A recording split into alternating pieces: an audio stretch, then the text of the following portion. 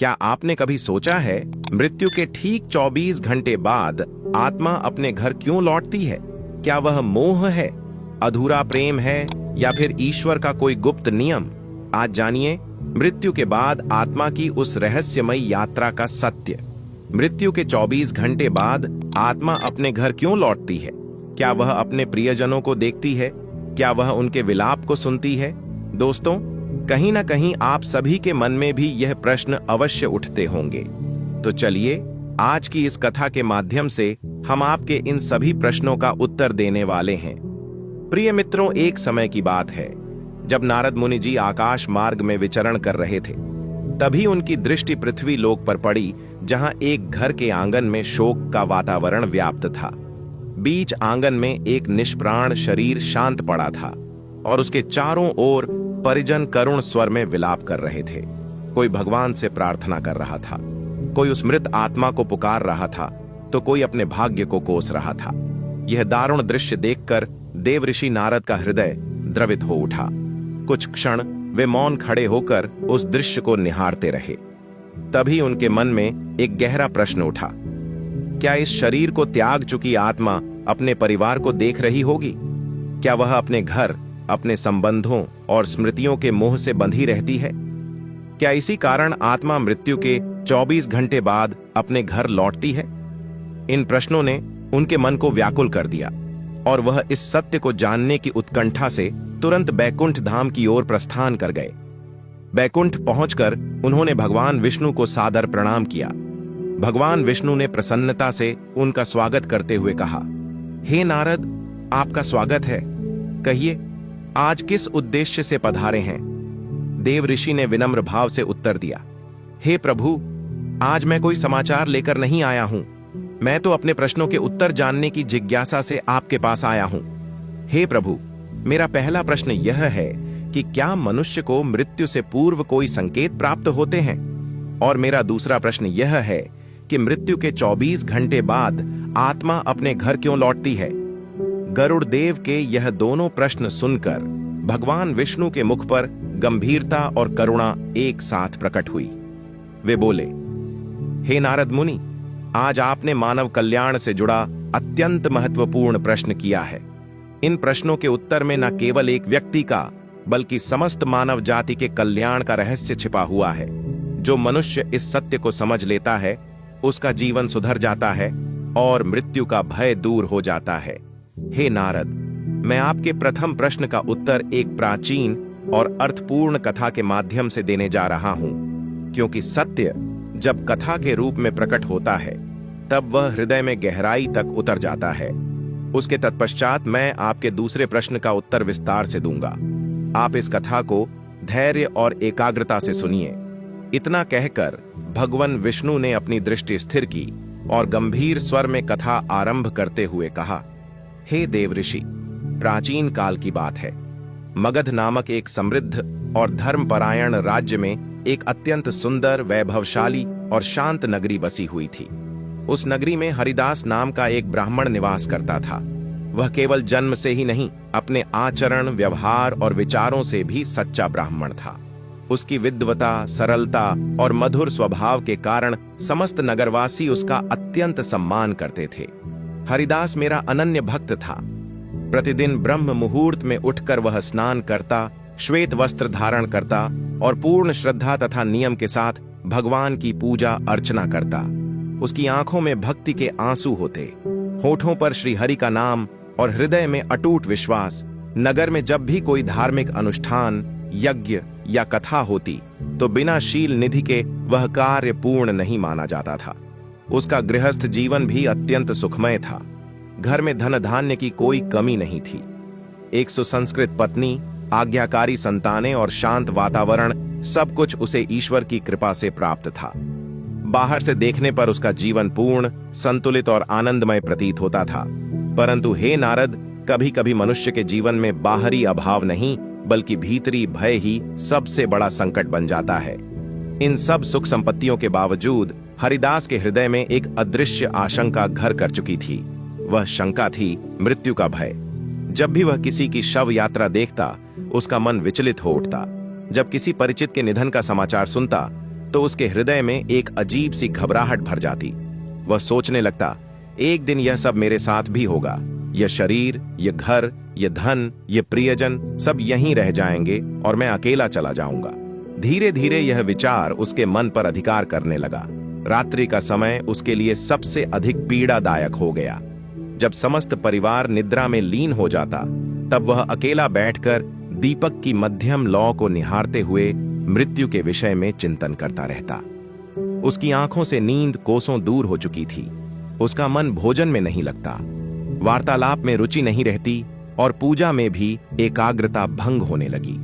उसका तेजस्वी मुखमंडल अब चिंता की रेखाओं से भर गया। दिन प्रतिदिन उसका शरीर क्षीण होता गया। परिवारजन उसकी इस स्थिति को देखकर व्याकुल थे, परंतु वह अपने अंतर्मन का भय किसी से प्रकट नहीं कर पा रहा था।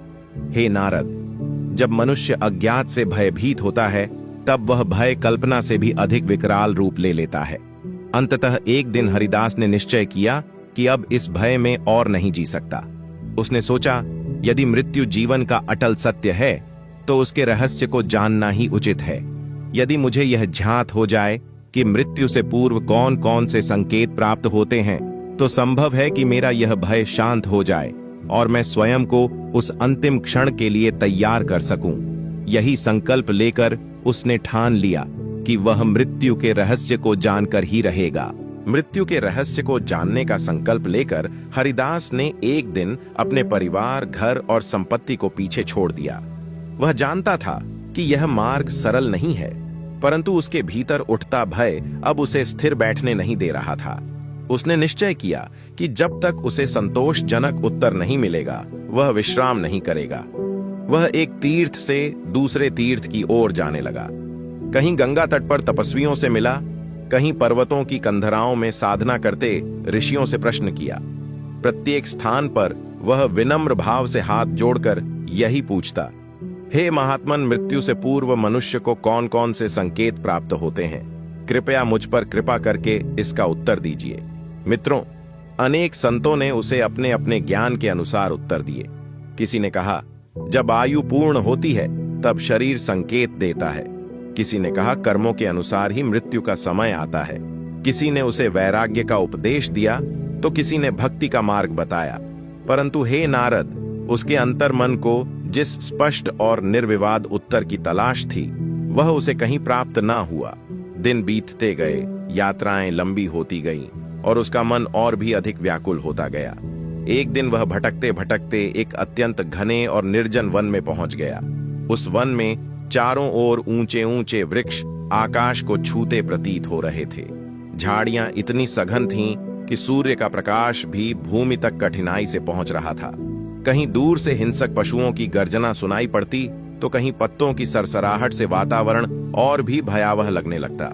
परंतु हरिदास के भीतर का भय अब जंगल के भय से भी अधिक प्रबल था। वह शांत भाव से आगे बढ़ता गया। अचानक उस घने वन के मध्य एक आश्रम दिखाई दिया।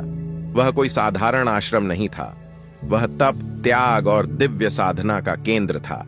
चारों ओर से वह स्थान अलौकिक शांति से आच्छादित था। वातावरण में वेद मंत्रों की मधुर ध्वनि गूंज रही थी। कहीं शंखनाद हो रहा था और कहीं यज्ञ की सुगंधित धूम्र रेखा आकाश की ओर उठ रही थी।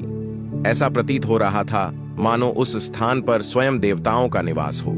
आश्रम में निवास करने वाले साधु अत्यंत तेजस्वी और शांत दिखाई दे रहे थे। उनके मुखिल पर अद्वितीय आभा थी, नेत्रों में करुणा और वाणी में स्थिरता थी।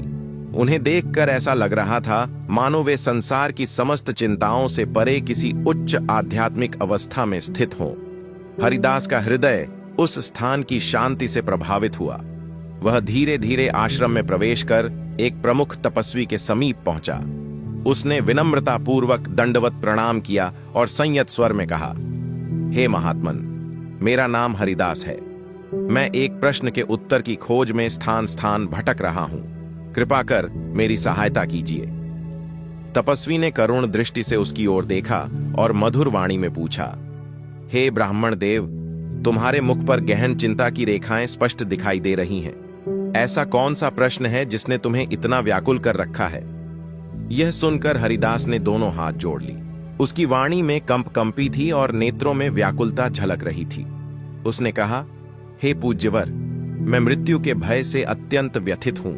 यह भय मेरे मन को दिन रात ग्रस रहा है। न मुझे रात्रि में निद्रा आती है, ना ही मैं शांति से भोजन कर पाता हूं। मैं दिन रात केवल मृत्यु के विषय में ही चिंतन करता रहता है।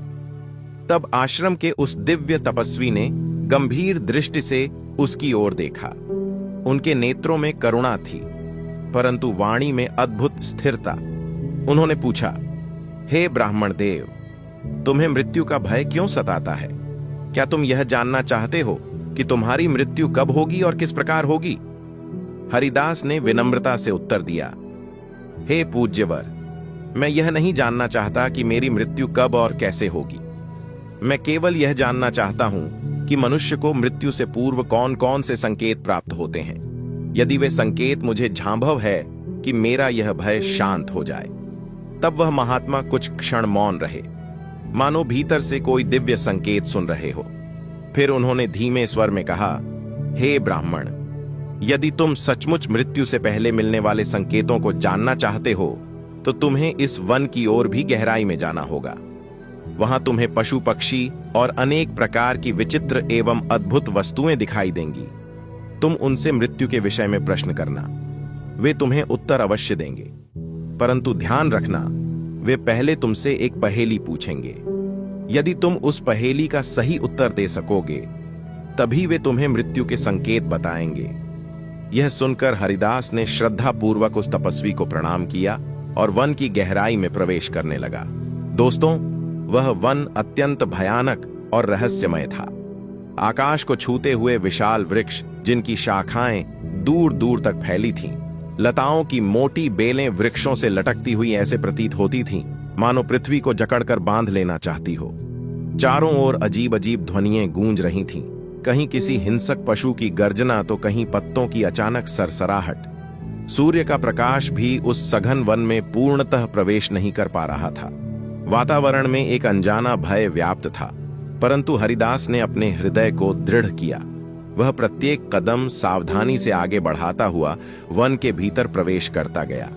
उसके मन में केवल एक ही उद्देश्य था, मृत्यु के रहस्य को जानना। कुछ दूरी पर जाते ही उसकी दृष्टि एक अत्यंत विचित्र और भयावह वृक्ष पर पड़ी। वह वृक्ष अन्य सभी वृक्षों से भिन्न था। उसकी शाखाएं चारों दिशाओं में इस प्रकार फैली हुई थीं, मानो किसी महान सम्राट का मुकुट आकाश में स्थापित हो। उसका तना विशाल और काला था, जैसे समय का प्रतीक हो। पेड़ के चारों ओर एक दिव्य आभा थी। उस पेड़ को देखने के बाद ऐसा प्रतीत हो रहा था मानो वह पेड़ देख रहा हो। जैसे ही हरिदास पेड़ के पास पहुंचा, पेड़ की गहरी मी आवाज गूंजी, हे ब्राह्मण, तुम कौन हो और इस सुनसान और भयानक वन में क्यों आए हो? तुम्हें किसने यहां पर भेजा है? सब कुछ सच सच बताओ, अन्यथा तुम्हें काल के गाल में जाना पड़ सकता है। उस पेड़ की आवाज सुनकर हरिदास घबरा गया। फिर उसने हाथ जोड़ते हुए कहा, हे वृक्षराज, मैं मृत्यु के रहस्य को जानने के लिए इस घने जंगल में आया हूं। मुझे यह जानना है कि मृत्यु से पहले मनुष्य को कौन कौन से संकेत मिलते हैं। क्या आप इस विषय में मेरी सहायता कर सकते हैं? फिर उस पेड़ ने भारी स्वर में कहा, हे ब्राह्मण, तुम्हारी सहायता कर सकता हूं, लेकिन उससे पहले तुम्हें मेरी एक पहेली का उत्तर देना होगा। यदि तुम सही उत्तर दे दोगे तो मैं तुम्हें मृत्यु से पूर्व मिलने वाला पहला संकेत बताऊंगा। हरिदास ने आत्मविश्वास से कहा, हे वृक्षराज, आप अपनी पहेली पूछिए, मैं उसका उत्तर देने का प्रयास करूंगा। पेड़ ने थोड़ी देर चुप्पी साधी और फिर अपनी पहेली पूछते हुए बोला, हे ब्राह्मण, संसार में वह कौन है जो बिना पंखों के उड़ता है, बिना पैरों के चलता है? लोग उसे देख नहीं सकते, किंतु महसूस जरूर करते हैं। इस पहेली को सुनने के बाद हरिदास ने कुछ देर गहन विचार किया। फिर उसने उत्तर देते हुए कहा, हे वृक्षराज, आपकी इस पहेली का उत्तर है वायुशील निधि। का जवाब सुनकर वह वृक्ष आश्चर्य से हंस पड़ा। उसकी हंसी जंगल में गूंज उठी। फिर उस वृक्ष ने कहा, हे ब्राह्मण, तुमने मेरी पहेली का सही उत्तर दिया है। अब मैं तुम्हें मृत्यु का पहला संकेत बताता हूं। मेरी बात ध्यान से सुनो। जब मनुष्य के शरीर की ऊर्जा क्षीण होने लगे और वह हर समय थकान महसूस करे, तो समझना मृत्यु निकट है। यह संकेत तुम्हें आत्मिक और शारीरिक रूप से सावधान करने के लिए है। फिर हरिदास ने पेड़ को प्रणाम किया और कहा, हे वृक्षराज, मैं आपके ज्ञान के लिए हृदय से आभारी हूं। आपने मेरे प्रश्न का उत्तर दिया और मुझे मृत्यु के पहले संकेत के बारे में बताया। मैं इसे सदैव याद रखूंगा। फिर उस वृक्ष ने शांत स्वर में कहा, हे ब्राह्मण, अब तुम आगे का मार्ग प्रस्थ करो, तुम्हें अन्य संकेत मिलेंगे। हरिदास आगे की यात्रा पर निकल पड़ा। उसके मन में अब और अधिक उत्सुकता थी कि वह आने वाले संकेतों को जाने और समझे।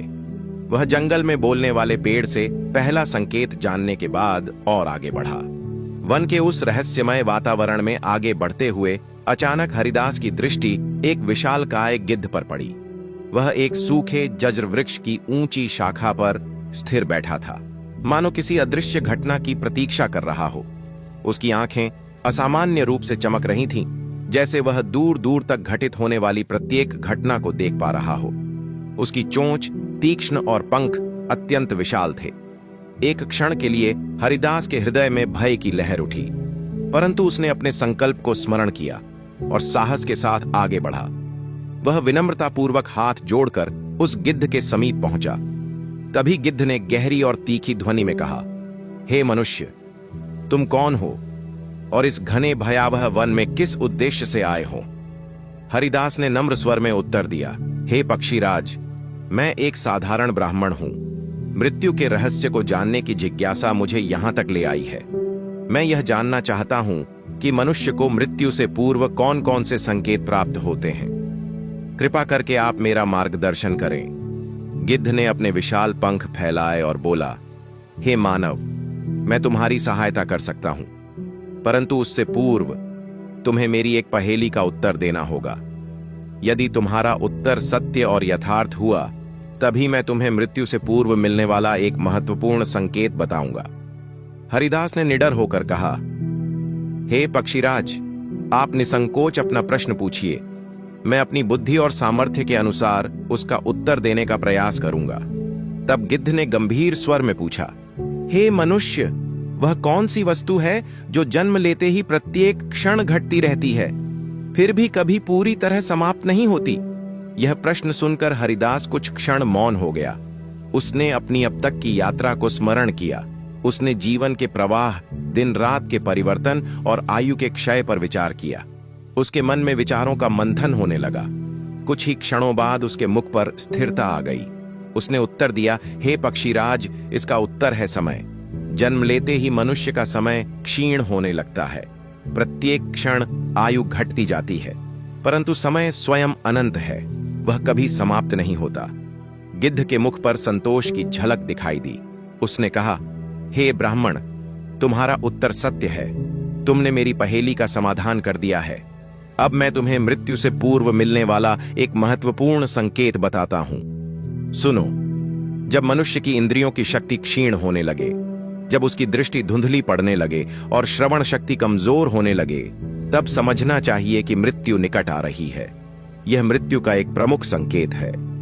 हरिदास ने अत्यंत ध्यानपूर्वक यह वचन सुना। उसके हृदय में भय और ज्ञान का मिश्रित भाव उत्पन्न हुआ। उसने आदरपूर्वक गिद्ध को प्रणाम करते हुए कहा, हे पक्षीराज, मैं आपके ज्ञान का आभारी हूं। आपने जो संकेत बताया वह मेरे लिए अत्यंत महत्वपूर्ण है। गिद्ध ने अपने पंख फड़फड़ाते हुए अंतिम बार कहा, हे मनुष्य, स्मरण रखना, जीवन और मृत्यु एक ही धारा के दो तट हैं। जो इनके संतुलन को समझ लेता है वही भय से मुक्त हो पाता है। अब आगे बढ़ो, तुम्हारी यात्रा अब भी पूरी नहीं हुई है। फिर हरिदास ने गिद्ध का धन्यवाद किया और अपने आगे के मार्ग पर चल पड़ा। उसके मन में अब और अधिक जिज्ञासा थी कि आने वाले संकेत क्या रहस्य खोलेंगे। जंगल की यात्रा उसे हर पल मृत्यु के सत्य के और करीब ले जा रही थी। जंगल का मार्ग अब पहले से भी कठिन हो गया था। झाड़ियों में अजीब सी सरसराहट हो रही थी और वातावरण में गहरी नीरवता थी। चलते चलते हरिदास की नजर एक गद्दे पर पड़ी। गद्दा एक पेड़ की छाया में खड़ा था और उसकी आंखों में एक गहरी शांति झलक रही थी। हालांकि गधा शांत प्रतीत हो रहा था, लेकिन जैसे ही उसने हरिदास को देखा, वह बोल उठा, हे ब्राह्मण, तुम यहां क्यों आए हो और इस जंगल में क्या खोज रहे हो? तभी हरिदास ने हाथ जोड़कर गद्दे को प्रणाम किया और कहा, हे बलवान, मैं एक साधारण ब्राह्मण हूं। मैं मृत्यु के रहस्यों को जानने के लिए यहां इस घने जंगल में भटक रहा हूं। मुझे मृत्यु से पहले मिलने वाले संकेतों के बारे में जानना है। क्या आप मेरी सहायता करेंगे? गधे ने अपनी आंखों को चमकाते हुए कहा, हे ब्राह्मण, मैं तुम्हारी सहायता कर सकता हूं, लेकिन तुम्हें पहले मेरी एक पहेली का उत्तर देना होगा। यदि तुम सही उत्तर दे दोगे तो मैं तुम्हें मृत्यु का तीसरा संकेत बताऊंगा। हरिदास ने कहा, पूछो बलवान, मैं आपके प्रश्न का उत्तर देने का प्रयास करूंगा। गधे ने गंभीर स्वर में पूछा, हे ब्राह्मण, वह क्या है जो जितना खाली होता है उतना ही भारी महसूस होता है? हरिदास ने कुछ क्षण गहराई से विचार किया। उसने अपने जीवन और अनुभवों के बारे में सोचा। फिर उसने मुस्कुराते हुए उत्तर दिया, यह तो चिंता है। चिंता जितनी अधिक होती है उतना ही भारीपन महसूस होता है, भले ही वह असल में कुछ ना हो। गधा अपने सिर को हिलाते हुए बोला, हे ब्राह्मण, तुमने सही उत्तर दिया है। अब सुनो, मृत्यु का तीसरा संकेत यह है कि जब व्यक्ति की त्वचा पर झुर्रियां पड़ने लगे तो यह संकेत है कि मृत्यु धीरे धीरे करीब आ रही है। यह शरीर के क्षय का प्रारंभ है जो मनुष्य को मृत्यु की ओर ले जाता है। हरिदास ने गधे को प्रणाम करते हुए कहा, हे बलवान, मैं आपके ज्ञान का हृदय से आभारी हूं। आपने मुझे मृत्यु के तीसरे संकेत के बारे में बताया जो मेरे लिए बहुत मूल्यवान है। गधे ने शांत स्वर में कहा, जाओ ब्राह्मण, तुम्हारी यात्रा अब भी समाप्त नहीं हुई है। इन संकेतों का ज्ञान तुम्हें जीवन और मृत्यु के सत्य को समझने में मदद करेगा। हरिदास ने गधे को धन्यवाद दिया और आगे बढ़ गया। वह अब पहले से अधिक उत्सुक और चिंतनशील था। हर संकेत उसे मृत्यु के सत्य और जीवन के उद्देश्य के और निकट ला रहा था। वह जंगल के गहरे हिस्से में प्रवेश कर चुका था। चारों ओर का माहौल और भी भयावह होता जा रहा था। विशालकाय पेड़ों के बीच अंधकार ने अपना डेरा जमा लिया। सूर्यदेव ने अपने प्रकाश को समेट लिया था। पक्षियों और जंगली जानवरों की आवाजें वातावरण को रहस्यमय और डरावना बना रही थीं। अचानक कुछ दूरी पर उसकी दृष्टि एक विशाल और प्रचंड सिंह पर पड़ी। वह एक ऊंची चट्टान के समीप अड़क खड़ा था। उसका तेजस्वी शरीर, घनी अयाल और अग्नि समान चमकते नेत्र वातावरण को और भी गंभीर बना रहे थे। उसकी गर्जना से पूरा वन गूंज उठा और उस ध्वनि ने क्षण भर के लिए हरिदास के हृदय को कंपा दिया। भय ने उसे घेरना चाहा, परंतु उसने अपने उद्देश्य को स्मरण किया।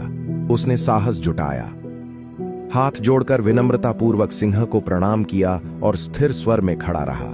सिंह ने अपनी गूंजती हुई आवाज में पूछा, अरे मनुष्य, तुम इस निर्जन वन में क्यों भटक रहे हो? शेर के प्रश्न को सुनकर हरिदास ने संयमित किंतु विनम्र वाणी में उत्तर दिया, हे वनराज, मैं यहां मृत्यु के रहस्य को जानने आया है और यह जानना चाहता है कि मनुष्य को मृत्यु से पूर्व कौन कौन से संकेत प्राप्त होते हैं। सिंह ने भूमि को अपने शक्तिशाली पंजों से कुरेदते हुए कहा, मैं तुम्हें मृत्यु से पहले मिलने वाला संकेत अवश्य बताऊंगा, किंतु उससे पहले तुम्हें एक पहेली का उत्तर देना होगा। यदि उत्तर सत्य होगा तभी ज्ञान प्राप्त होगा। हरिदास ने श्रद्धा से मस्तक झुकाया और उत्तर देने का संकल्प व्यक्त किया। तब सिंह ने गंभीर स्वर में पूछा, वह क्या है जो देखने में शून्य और रिक्त प्रतीत होता है किंतु अपने भीतर संपूर्ण सृष्टि को समेटे हुए है? क्षण भर के लिए हरिदास विचार में डूब गया। उसे अपने पूर्व अनुभव स्मरण आए। समय की अनंतता, जीवन का प्रवाह और प्रकृति का विस्तार उसके मन में घूमने लगा। तभी उसके भीतर उत्तर स्पष्ट हो उठा। उसने दृढ़ स्वर में कहा कि वह आकाश है जो हमें खाली दिखाई देता है, परंतु उसी में वायु, बादल, सूर्य, चंद्रमा और असंख्य तारे स्थित हैं। संपूर्ण ब्रह्मांड उसी में समाया हुआ है। सिंह के मुख पर संतोष की झलक उभरी। उसने शांत किंतु गंभीर स्वर में कहा, हे मनुष्य, तुम्हारा उत्तर सत्य है। अब मैं तुम्हें संकेत बताने जा रहा हूं। जब मनुष्य की त्वचा अस्वाभाविक रूप से पीली या काली पड़ने लगे और उसके मुख का तेज क्षीण हो जाए, तब समझना चाहिए कि उसकी जीवन ऊर्जा घट रही है। यह संकेत दर्शाता है कि आत्मा धीरे धीरे शरीर से विलग होने की तैयारी कर रही है। हरिदास ने ध्यानपूर्वक यह वचन सुना। उसके मन में भय नहीं बल्कि एक गहरी गंभीरता जन्म लेने लगी। उसने आदरपूर्वक सिंह को प्रणाम किया और कृतज्ञता व्यक्त की। तब सिंह ने अंतिम वचन कहा कि स्मरण रखना, मृत्यु केवल अंत नहीं बल्कि एक नई यात्रा का प्रारंभ है। अब आगे बढ़ो, तुम्हें अभी और सीखना है। हरिदास ने शेर का आभार व्यक्त किया और अपनी यात्रा पर आगे की ओर बढ़ गया। रास्ते में उसे एक नदी मिली। वह नदी को पार करके जंगल के दूसरे भाग में जा पहुंच। मित्रों, जंगल के इस भाग में वातावरण अजीब सा था, ना डरावना और ना ही सामान्य, बल्कि ऐसा लगता था जैसे यह स्थान किसी दिव्यता से भरपूर है। कुछ कदम चलने पर हरिदास की नजर एक गाय पर पड़ी। गाय का रूप अलौकिक था। उसका शरीर सुनहरी आभा से चमक रहा था और उसकी आंखों में गहरी करुणा झलक रही थी। वह बिल्कुल शांत खड़ी थी, मानो अपने चारों ओर का हर रहस्य जानती हो। हरिदास ने गाय का यह रूप देखा तो वह प्रसन्नता से भाव विभोर हो उठा, मानो उसके मन को एक अद्भुत शांति मिली हो। वह उत्सुकता से गाय के पास गया और प्रणाम करते हुए बोला, हे गौ माता, मैं मृत्यु के रहस्य को समझने के लिए भटक रहा हूं। मैंने इस जंगल में कई संकेत प्राप्त किए हैं, लेकिन अब मुझे आपसे सहायता चाहिए। क्या आप मुझे मृत्यु से पहले मिलने वाले किसी संकेत के बारे में बता सकती हैं? गाय ने अपने शांत और करुणामय स्वर में कहा, हे ब्राह्मण, मैं तुम्हारी सहायता अवश्य करूंगी, लेकिन पहले मेरी एक पहेली का उत्तर दो। यदि तुम सही उत्तर दोगे तो मैं तुम्हें मृत्यु का 5वां संकेत बताऊंगी। हरिदास ने तुरंत कहा, हे गौ माता, आप पहेली पूछिए, मैं उत्तर देने के लिए पूरी कोशिश करूंगा। गाय ने अपनी आंखों को झपकाते हुए पूछा, हे ब्राह्मण देव, वह कौन सा अमृत है जो बिना पिए ही जीवन को बनाए रखता है और बिना देखे भी हर प्राणी के लिए आवश्यक है? हरिदास ने थोड़ी देर विचार किया। उसके बाद उसने प्रकृति की ओर देखते हुए कहा, हे माता, यह तो प्राण वायु है। बिना प्राण वायु के कोई भी प्राणी जीवित नहीं रह सकता। यह जीवन का आधार है। गाय ने प्रसन्न होकर सिर हिलाया और कहा, हे ब्राह्मण, तुमने सही उत्तर दिया है। तुम्हारी बुद्धि और एकाग्रता प्रशंसनीय है। अब सुनो, मृत्यु का 5वां संकेत यह है कि जब व्यक्ति का शरीर भोजन के प्रति उदासीन हो जाए और वह खाने का स्वाद न ले पाए तो समझो कि मृत्यु का समय निकट है। यह संकेत शरीर और आत्मा के पृथक्करण का प्रारंभ है। शील निधि ने ध्यानपूर्वक गाय के वचन सुने और उसे प्रणाम करते हुए कहा, हे गौ माता, मैं आपके इस दिव्य ज्ञान के लिए मैं आपका जीवन भर आभारी रहूंगा। आपने मुझे मृत्यु के एक और महत्वपूर्ण संकेत से अवगत कराया। यह मेरे लिए अत्यंत मूल्यवान है। गाय ने ममता भरी मुस्कान के साथ कहा, जाओ ब्राह्मण देव, तुम्हारी यात्रा अब भी समाप्त नहीं हुई है। आगे बढ़ो और मृत्यु के सत्य को पूर्णता से समझने का प्रयास करो। याद रखो, ज्ञान और समझ से ही जीवन और मृत्यु के चक्र को स्वीकार करना संभव है। हरिदास ने गाय को धन्यवाद दिया और अपनी यात्रा पर आगे बढ़ गया। वन के गढ़ मार्ग पर आगे बढ़ते हुए हरिदास के मन में अब भय से अधिक जिज्ञासा थी। प्रत्येक संकेत उसके अंतर्मन के किसी द्वार को खोल रहा था। उसे अनुभव होने लगा था कि जीवन और मृत्यु के मध्य कोई सूक्ष्म रहस्य छिपा है, जिसे समझना ही उसके भय का अंत कर सकता है। कुछ दूर चलने के पश्चात उसकी दृष्टि एक शांत सरोवर पर पड़ी। जल निर्मल और स्थिर था, मानो आकाश स्वयं उसमें उतर आया हो। उसी सरोवर में एक सुंदर हंसों का जोड़ा क्रीड़ा कर रहा था। उनके श्वेत पंख जल की लहरों पर ऐसे तैर रहे थे जैसे शांति स्वयं आकार लेकर चल रही हो। उस दृश्य को देखकर हरिदास के चरण ठिठक गए। उसके भीतर श्रद्धा का भाव जाग उठा। वह सरोवर के समीप पहुंचा, हाथ जोड़कर विनम्रता पूर्वक बोला, हे दिव्य हंसों, यदि आप कृपा करें तो मेरी सहायता करें। मैं मृत्यु से पूर्व मिलने वाले संकेतों को जानने की यात्रा पर हूं। हंसों का जोड़ा शांत भाव से तैरते हुए किनारे आया। उनमें से एक ने मधुर और संयत स्वर में कहा, हे सज्जन ब्राह्मण, हम तुम्हारी सहायता अवश्य करेंगे, परंतु पहले तुम्हें हमारी एक पहेली का उत्तर देना होगा। यदि तुम्हारा उत्तर सत्य होगा तब हम तुम्हें मृत्यु का एक और महत्वपूर्ण संकेत बताएंगे। हरिदास ने आदरपूर्वक कहा, हे स्वच्छ हृदय वाले हंस, आप निसंकोच प्रश्न पूछें, मैं अपनी बुद्धि के अनुसार उत्तर देने का प्रयास करूंगा। तब हंस ने प्रश्न किया, हे भले मानव, वह कौन सी वस्तु है जो सदैव दूसरों की नकल करती है परंतु स्वयं कभी मौलिक नहीं होती? क्षण भर के लिए हरिदास विचार मग्न हो गया। उसकी दृष्टि सरोवर के जल पर पड़ी जहां वृक्षों की छायां लहरों के साथ डोल रही थीं। तभी उसके मुख पर हल्की मुस्कान आई। उसने उत्तर दिया, हे हंस। उसका उत्तर है छाया। छाया सदैव किसी और के रूप का अनुसरण करती है परंतु उसकी अपनी कोई स्वतंत्र पहचान नहीं होती। हंसों के मुख पर प्रसन्नता की आभा झलक उठी। उनमें से एक ने कहा, हे ब्राह्मण, तुम्हारा उत्तर यथार्थ है।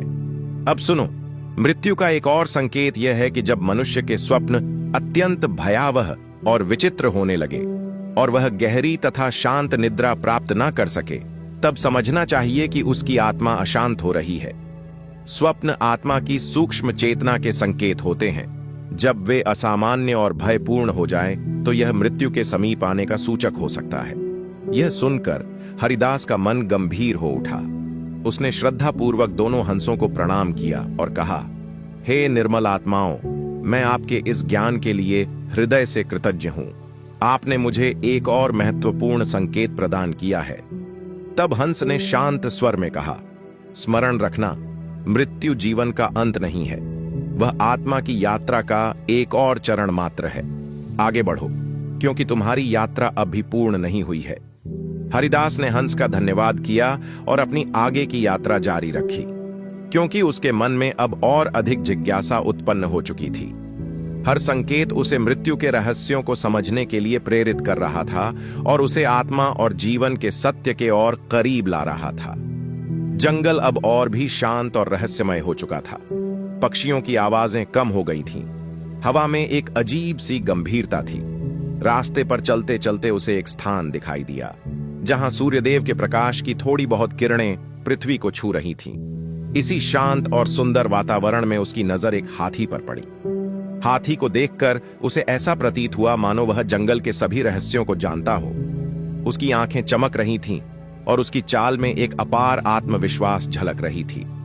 वह अत्यंत सुंदर और शांत दिखाई दे रहा था, मानो यह जंगल का कोई रक्षक हो। हरिदास ने हाथी के सम्मुख जाकर उसे प्रणाम किया और कहा, हे गजानन, मैं एक साधारण ब्राह्मण हूं। मैं मृत्यु के रहस्यों को जानने और समझने के लिए यहां आया हूं। मैंने अब तक कई संकेत प्राप्त किए हैं और अब आपसे सहायता की अपेक्षा करता हूं।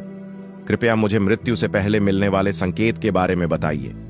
हाथी ने गंभीर स्वर में कहा, हे ब्राह्मण, मैं तुम्हारी सहायता कर सकता हूं, लेकिन तुम्हें मेरी एक पहेली का उत्तर देना होगा। यदि तुम सही उत्तर दे देते हो तो मैं तुम्हें मृत्यु का 7वां और अंतिम संकेत बताऊंगा। हरिदास ने कहा, हे गजानन, मैं आपके प्रश्न का उत्तर देने की पूरी कोशिश करूंगा। कृपया आप पहेली पूछिए। हाथी ने अपनी सूंड की ओर इशारा करते हुए पूछा, हे ब्राह्मण, वह कौन सी चीज है जो बिना किसी रोक टोक के चलती रहती है, लेकिन जिसका अंत हर किसी के लिए निश्चित है? हरिदास ने इस पहेली का सरलता से उत्तर देते हुए कहा, हे गजानन, यह जीवन है। जीवन हमेशा चलता रहता है, लेकिन अंत हर किसी के लिए निश्चित है। हाथी ने प्रसन्न होकर कहा, आपने सही उत्तर दिया। हे ब्राह्मण, अब सुनो, मृत्यु का 7वां और अंतिम संकेत यह है कि जब मनुष्य के अंदर आध्यात्मिक बदलाव देखने को मिले, अर्थात कहने का तात्पर्य यह है कि कई बार व्यक्ति मृत्यु से पहले आध्यात्मिक रूप से शांत होकर शांति की ओर अग्रसर हो जाता है, उसी समय यह जान लेना चाहिए कि यह अंतिम संकेत है जो बताता है कि जीवन का अंत निकट है।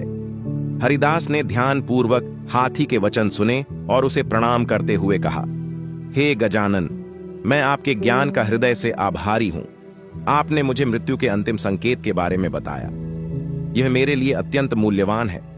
फिर हाथी ने शांत स्वर में कहा, हे ब्राह्मण, याद रखना, मृत्यु केवल एक अंत नहीं बल्कि आत्मा की यात्रा का एक नया अध्याय है। हे ब्राह्मण, अब तुम लौट जाओ। तुमने अपनी यात्रा पूरी कर लिया है। जाओ और इस ज्ञान का उपयोग अपने जीवन को समझने और जीने में करो। हरिदास ने हाथी का धन्यवाद किया और उसकी बुद्धिमत्ता की प्रशंसा करते हुए यात्रा समाप्त करने का निर्णय लिया। 7 संकेत जानने के बाद हरिदास दोबारा उस दिव्य आश्रम में लौटा तो उसके नेत्रों में भय नहीं बल्कि एक शांत गंभीरता थी।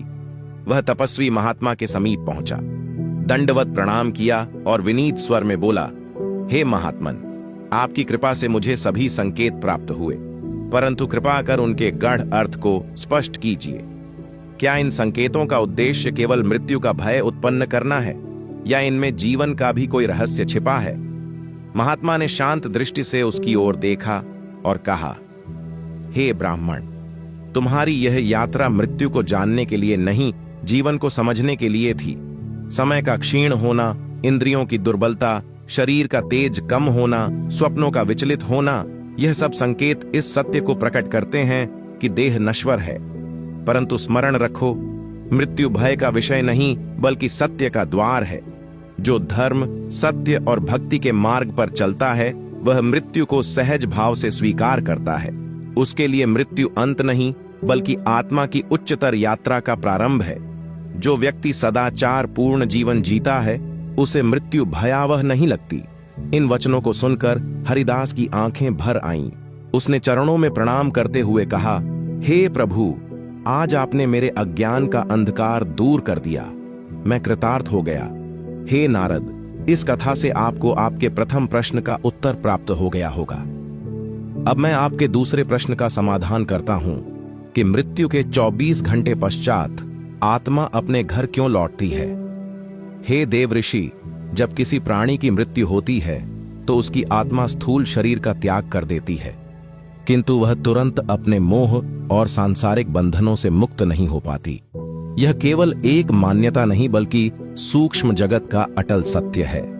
आत्मा का चेतन अस्तित्व बना रहता है। उसे ऐसा प्रतीत होता है कि वह अभी भी जीवित है। इसी कारण आत्मा 24 घंटे पश्चात अपने घर लौटती है।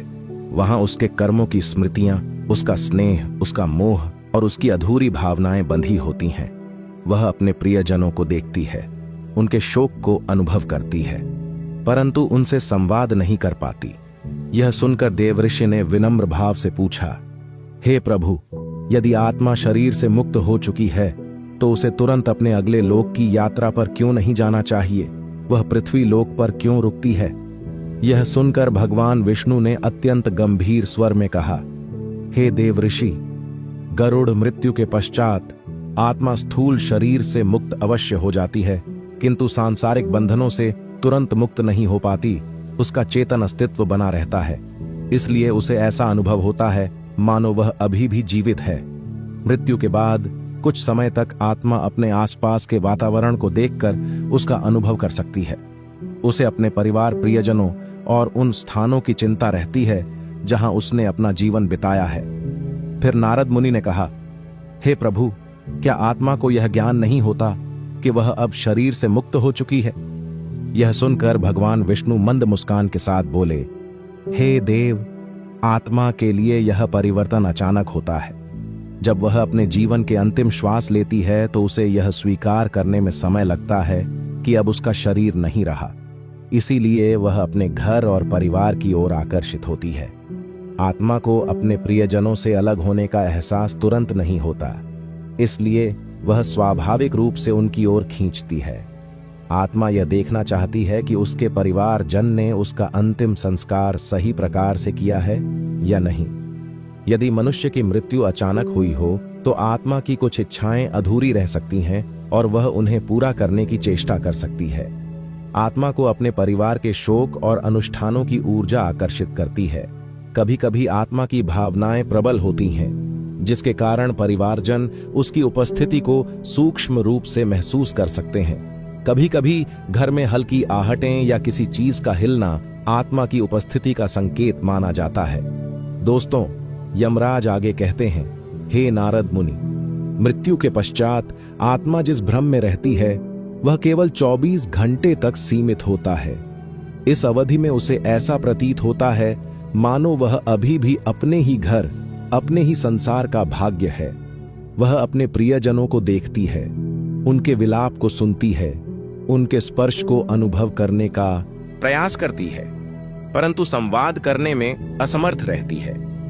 यह समय आत्मा को एक सत्य का बोध कराने के लिए होता है कि अब उसका स्थूल शरीर छूट चुका है और उसकी यात्रा का अगला चरण प्रारंभ हो चुका है।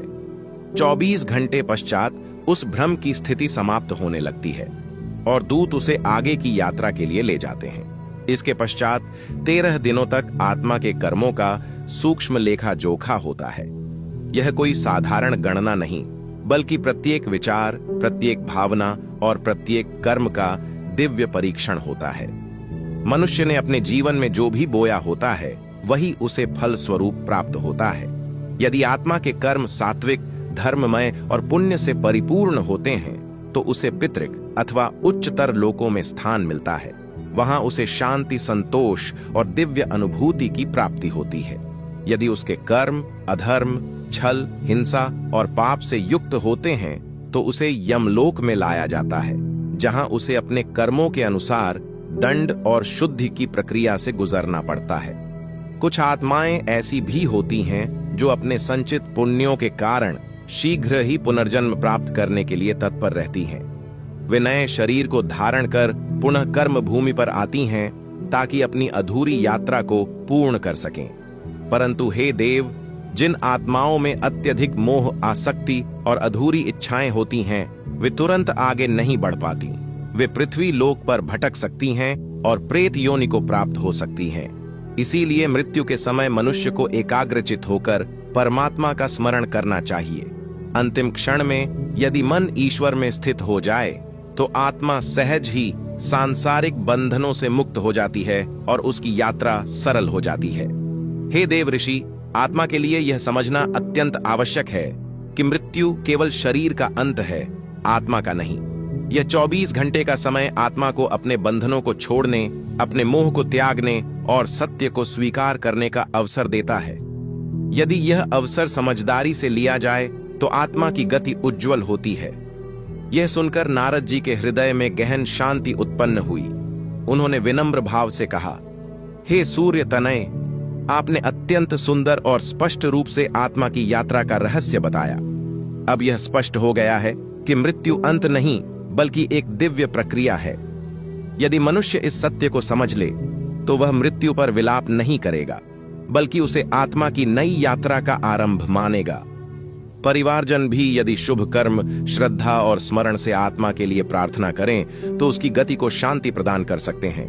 तब भगवान विष्णु ने गंभीरता से कहा, हे देव, यदि मनुष्य इस ज्ञान को हृदय में धारण कर ले तो वह जीवन को अधिक सजगता और धर्म के साथ जिएगा। वह प्रत्येक कर्म सोच समझकर करेगा, क्योंकि उसे झांत होगा कि मृत्यु के बाद भी उसकी यात्रा समाप्त नहीं होती। इन वचनों को सुनकर नारद मुनि भाव विभोर हो उठे। उन्होंने भगवान श्री हरि विष्णु को प्रणाम किया और प्रण किया कि इस दिव्य ज्ञान को पृथ्वी लोक तक अवश्य पहुंचाएंगे, ताकि मनुष्य मोह से मुक्त होकर सत्य को जाने और आत्मा की शांति के लिए उचित विधियों का पालन करें। हे प्रिय श्रोताग, इस प्रकार आत्मा की यात्रा और मृत्यु के रहस्य का यह दिव्य प्रसंग पूर्ण होता है। यह कथा हमें भय नहीं बल्कि जागृति का संदेश देती है कि जीवन को धर्म, सत्य और भक्ति से सजाए, ताकि मृत्यु हमारे लिए अंत नहीं बल्कि एक उज्जवल आरंभ बने। प्रिय मित्रों, यदि यह कथा आपको पसंद आई हो तो एक बार श्रद्धा से जय श्री हरि विष्णु, जय श्री कृष्ण अवश्य लिखें। वीडियो को अंत तक सुनने और इस दिव्य कथा में सहभागी बनने के लिए आप सभी का हृदय से धन्यवाद।